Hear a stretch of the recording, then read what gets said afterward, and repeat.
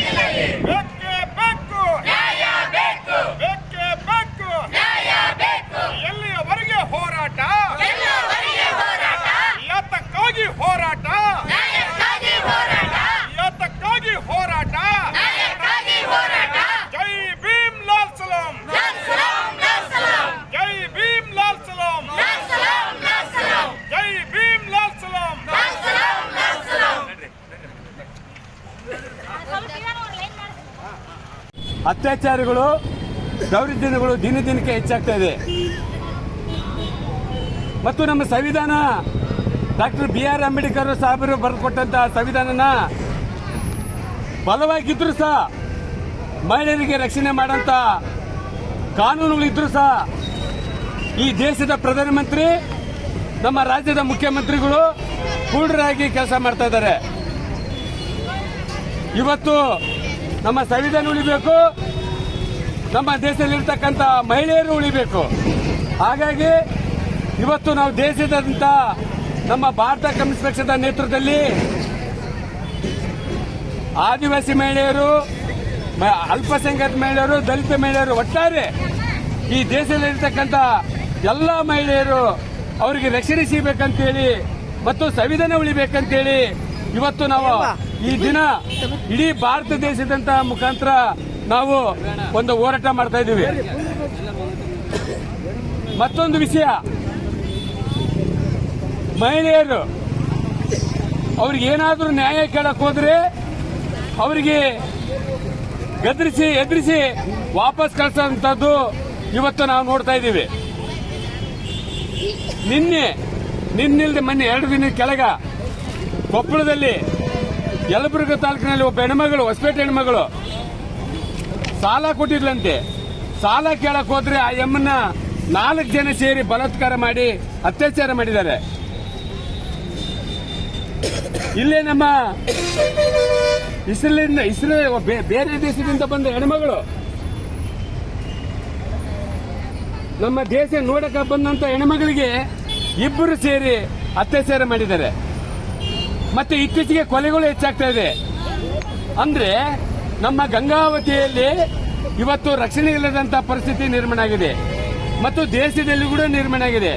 ಹಾಗಾಗಿ ನಾವೆಲ್ಲರೂ ಒಟ್ಟಾಗಿ ಈ ಸಂವಿಧಾನ ಉಳಿಬೇಕು, ಮಹಿಳೆಯರ ರಕ್ಷಣೆ ಆಗ್ಬೇಕಂತೇಳಿ ಈ ಭಾರತ ಕಮ್ಯುನಿಸ್ಟ್ ಮುಖಾಂತರ ನಾವು ಒತ್ತಾಯ ಮಾಡೋದ್ರ ಜೊತೆಗೆ ನಾವು ಮುಂದಿನ ದಿನಗಳಲ್ಲಿ ನಾವೆಲ್ಲರೂ ಒಗ್ಗಟ್ಟಾಗಿ ಈ ದೇಶನ ಕಾಪಾಡೋಂಥ ಕೆಲಸ ಮತ್ತು ಮಹಿಳೆಯರನ್ನ ರಕ್ಷಣೆ ಮಾಡೋಂಥ ಕೆಲಸ ನಾವೆಲ್ಲರೂ ಮಾಡ್ಬೇಕಂತೇಳಿ ಈ ಮೂಲಕ ತಮ್ಮಲ್ಲಿ ಕಮ್ಯುನಿಸ್ಟ್ ಪಕ್ಷದ ಹೋರಾಟ ಇಡೀ ದೇಶದಾದ್ಯಂತ ನಡೀತಿರೋದು ಕಾರಣ ಏನಂದರೆ, ದೇಶದಲ್ಲಿ ಮಹಿಳೆಯರಿಗೆ ರಕ್ಷಣೆ ಇಲ್ಲ ಮತ್ತು ಅಲ್ಪಸಂಖ್ಯಾತರಿಗೆ ರಕ್ಷಣೆ ಇಲ್ಲ, ದಲಿತರಿಗೆ ರಕ್ಷಣೆ ಇಲ್ಲ, ಆದಿವಾಸಿಗಳಿಗೆ ರಕ್ಷಣೆ ಇಲ್ಲ. ಇವತ್ತು ಇದೇ ನಮ್ಮ ಹೊಸಪೇಟೆ ಹೆಣ್ಮಗಳು ತನ್ನ ಕೊಟ್ಟ ಸಾಲವನ್ನು ಕೇಳೋಕ್ಕೋದಕ್ಕಾಗಿ ಇವತ್ತು 4 ಜನರನ್ನು ರೇಪ್ ಮಾಡಿ ಅನಾಹುತ ಮಾಡಿರ್ತಕ್ಕಂಥ ಇಂಥ ವ್ಯವಸ್ಥಿತಿಯಲ್ಲಿ ಗಂಗಾವತಿಯಲ್ಲಿ ಜೂಜೋಟ ಮತ್ತು ಬೇಕಾದಷ್ಟು ಕೊಲೆ ಸುಲುಗುಗಳು ನಡೆಯೋದಕ್ಕೆ ಹಗಲೇನೆ ನಡೆಯಕತ್ತೀವಿ. ಇವತ್ತು ಗಂಗಾವತಿಯಲ್ಲಿ ರಕ್ಷಣೆ ಇಲ್ಲ, ಯಾವುದೇ ಆಗಲಿ ಇವತ್ತು ಕಾನೂನು ರಕ್ಷಣೆ ಇಲ್ಲದೆ ಇದ್ದಾಗ ಇಷ್ಟೆಲ್ಲ ನಡೆಯೋಕ್ಕೆ ಸಾಧ್ಯ. ಇವತ್ತು ನಾನು ಕೇಳಕತ್ತೀನಿ, ಮಾನ್ಯ ಸರ್ಕಲ್ ಇನ್ಸ್ಪೆಕ್ಟ್ರೆ, ಇವತ್ತು ಅವನ್ನೇನು ರೈಲ್ವೆ ಸ್ಟೇಷನ್ ಹತ್ರ ಒಂದು ಕಲ್ಲೆತ್ತಿ ಹಾಕಿದಾಗ ಅವನ್ನ ಅರೆಸ್ಟ್ ಮಾಡಿಬಿಟ್ಟಿದ್ರಂದ್ರೆ ವೆಂಕಟೇಶ್ ಕೊಲೆ ಆಗ್ತಿದ್ದಿಲ್ಲ. ಇಡೀ ನಮ್ಮ ಗಂಗಾವತಿ ತಾಲೂಕಿನಲ್ಲಿ ಎಲ್ಲಿ ನೋಡಿದ್ರೆ ಇಸ್ಪೆಟ್ಟು, ಎಲ್ಲಿ ನೋಡಿದ್ರೆ ಓಸಿ, ಎಲ್ಲಿ ನೋಡಿದ್ರೆ ಅತ್ಯಾಚಾರ, ಎಲ್ಲಿ ಬೇಕಲ್ಲೇ ಇದನ್ನು ಹಿಡ್ದೈತೆ. ದಯವಿಟ್ಟು ಇವತ್ತೇನು ನಡೀತಕ್ಕಂಥದ್ದೈತೆ ಇದನ್ನು ಆದಷ್ಟು ನೀವು ಕಡಿವಾಣ ಹಾಕಲಿಲ್ಲ ಅನ್ನೋದೇ ನಾವು ಭಾರತ ಕಮ್ಯುನಿಸ್ಟ್ ಪಕ್ಷದ ಜಿಲ್ಲಾ ಸಮಿತಿಯಲ್ಲಿಂದ ಒಂದು ನಿಯೋಗನೆ IGP ಅವ್ರನ್ನ ಭೇಟಿ ಆಗಬೇಕೆಂಬ ಒಂದಿದೆ.